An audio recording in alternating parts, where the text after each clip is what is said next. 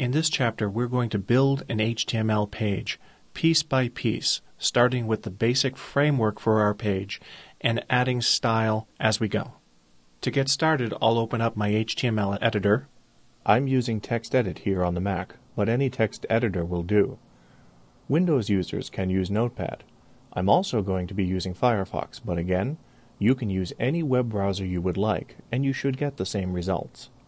And I'll note that the rich text formatting tools are not present, so I'm in text editing mode, so I can start to create my HTML. I'll start by creating an opening HTML tag, adding some carriage returns with my keyboard, and closing the HTML tag as soon as I create it, giving me an HTML element with no content in between. Again, as we work through this chapter and the next couple of chapters, we're going to be creating HTML. This HTML will not conform exactly to the proper formatting of XHTML. We're going to build up to that. I just wanted to call that to your attention because the opening HTML tag itself is structured slightly differently in XHTML. The tagging structure of HTML 4.01 and XHTML 1.0 is very, very similar. HTML version to version, depending on the specific implementation, is usually quite similar. So for this lesson and the next several lessons, we're going to work in an HTML format and then observe how that format changes when we want to validate our code as XHTML at a later time. As we've seen, we use HTML to define a structure for how our page is going to work.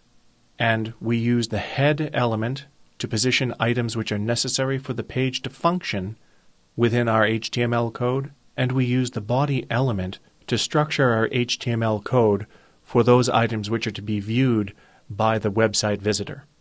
So I'll go ahead and create my opening head tag and close it as soon as I create it. And I'll also create my opening body tag and close the body tag as soon as I create it. That again being my own personal preference, essentially me trying to ensure that I don't make a mistake later on, a mistake being to forget to close an element. If I were to remove the head tag now or at a later time, my web page would break. My code would no longer be valid. My element would no longer work, and I would see weird errors on my web page. We'll take a look at that in a little while. But for right now, we're going to build up some text on our web page. We'll type a few lines of text, such as flavors, in lowercase,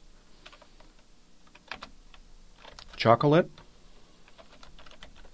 my personal favorite, vanilla, chocolate chip, mint chip, and watermelon sherbet. TextEdit decided to help me a little bit by showing me spelling mistakes as I had created them, and I'll accept these edits.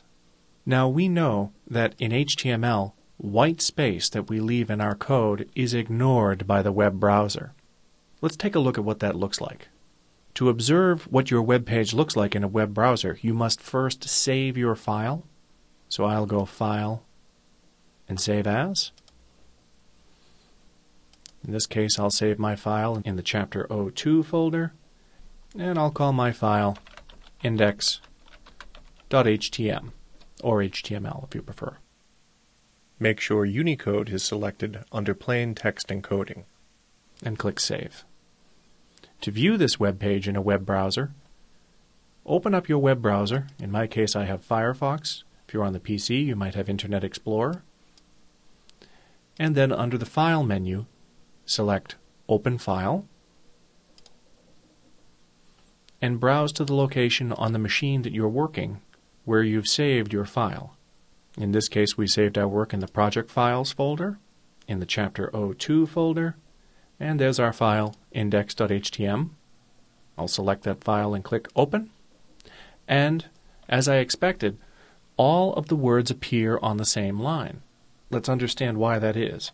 I'll size down my web browser so that I can stagger the two windows, TextEdit and my web browser side by side, so I can observe the code and the way that code is interpreted by the web browser. Looking at the code, I can see that there is no instruction after the word flavors to tell the web browser to drop down to the next line before displaying the word chocolate. One way that I could get an instruction into this page would be to use the break tag. The syntax for the break tag in XHTML is open caret, BR for break, space, / close caret. The red dots that appear underneath the BR in the BR tag are just an indicator to you from TextEdit that it's trying to spell check the text that you're typing. TextEdit doesn't know you're creating HTML. It doesn't know HTML from words, and so it will try to spell check everything. That could be handy when you're writing words, such as vanilla, and you misspell it, but not so helpful for our HTML tag. So I'm just going to ignore those red dots under the BR and the BR tag. And I will continue to add breaks to this formatting because I want to have a new line appear after each word. I'll add a BR space / close caret after the word chocolate. And to make sure that everything is working, I'll go File and Save to save my file. Switch over to my web browser, locate the Reload Current Page button in Firefox or Refresh on the PC in Internet Explorer. Hit that button and observe that the two breaks that I added after the word flavors and the word chocolate are doing their job in the web browser. So I'll continue to add breaks after each of these words.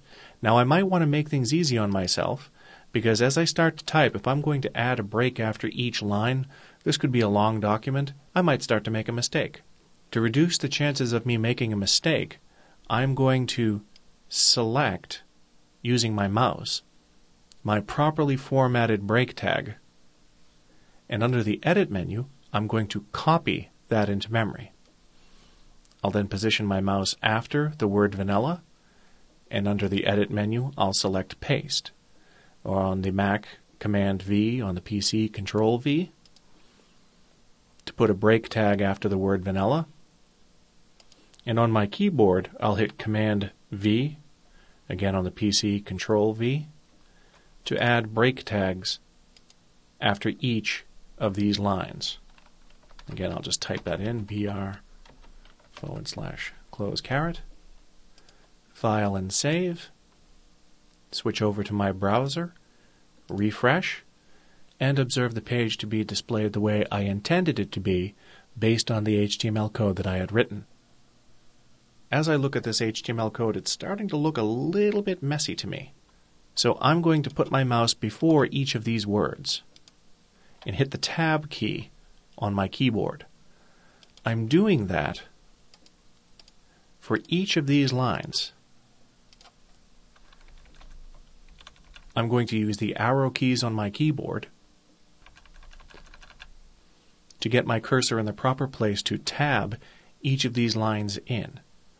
I'm doing that so that it's easier on my eye to see that these lines are nested, meaning they're contained within the body element. Just by tabbing those in, I can easily identify at a glance that these lines belong to this element. Later on, as you build up a page that's more complex, nesting is going to assist you tremendously in analyzing your code as we build more and more complex pages. Having changed the presentation of my HTML within my HTML document does not necessarily affect the way that the page is displayed. You've seen that we just added tabs before these words. But if you save this file and reload the page in your web browser, notice that the words don't move. The web browser is interpreting your lines of HTML as they are read, ignoring the space around the text and the HTML markup that you add around that text.